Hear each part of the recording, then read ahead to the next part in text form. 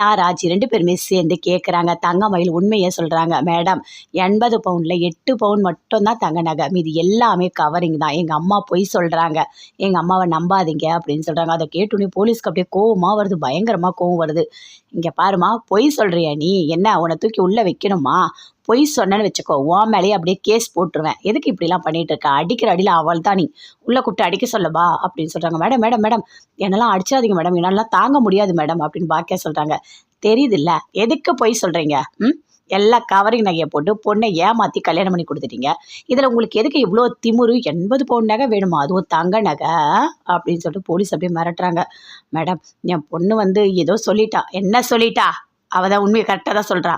அவள் தான் சொல்கிறாளே 8 பவுன் தான் தங்க நகைன்னு சொல்லிட்டு. எதுக்கு இப்படி போய் பேசுகிறீங்க? எங்கள் டைம் எல்லாத்தையும் வேஸ்ட் பண்ணியிருக்கீங்க அப்படின்னு அப்படியே கோவமாக பேசுகிறாங்க.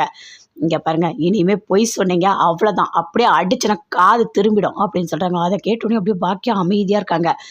இப்போ நான் என்ன பண்ண போகிறேன், அந்த நகை எல்லாத்தையும் சைன் பண்ணிவிட்டு ஃபஸ்ட்டு வாங்கிக்கோங்க, சரியா? உங்களை நான் அரெஸ்ட் பண்ணுறேன். உங்கள் மேலே நான் கேஸ் போடுறேன். நீங்கள் ஏமாற்றிருக்கீங்க, அந்த குடும்பத்தை ஃபோர்ஜரி பண்ணியிருக்கீங்க அப்படின்னு சொல்லிட்டு போலீஸ் சொல்கிறாங்க. அதை கேட்டோன்னே பாக்கியா அப்படியே ஷாக் ஆகுறாங்க.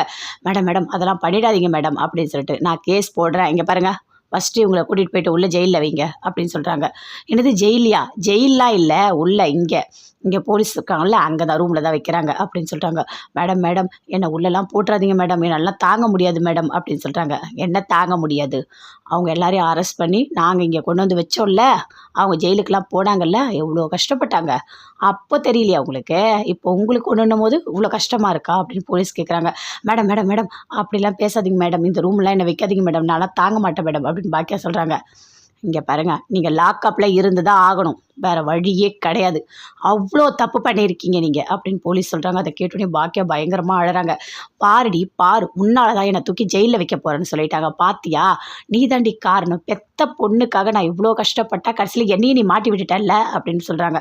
இங்கே பாருங்கள் மேடம், எங்கள் அம்மா ஏதோ என் மேலே இருக்க பாசத்தில் அப்படி பண்ணிட்டாங்க, அவங்கள ஒன்றும் பண்ணிடாதீங்க, அவங்கள விட்டுருங்க அப்படின்னு தங்கமயில் சொல்கிறாங்க. இங்கே பாருமா, நீ சொல்கிற மாதிரிலாம் விட முடியாது. அவங்க தப்பு பண்ணியிருக்காங்க, பொய் சொல்லியிருக்காங்க, அதை நாங்கள் கண்டுபிடிச்சிருக்கோம். அதனால் அவங்கள லாக்கப்பில் தான் வைப்போம். எதுவாக இருந்தாலும் நீங்கள் போய் லாயரை கூட்டிகிட்டு வந்துட்டு நீங்கள் என்ன பண்ணணுமோ பண்ணிக்கோங்க அப்படின்னு சொல்கிறாங்க.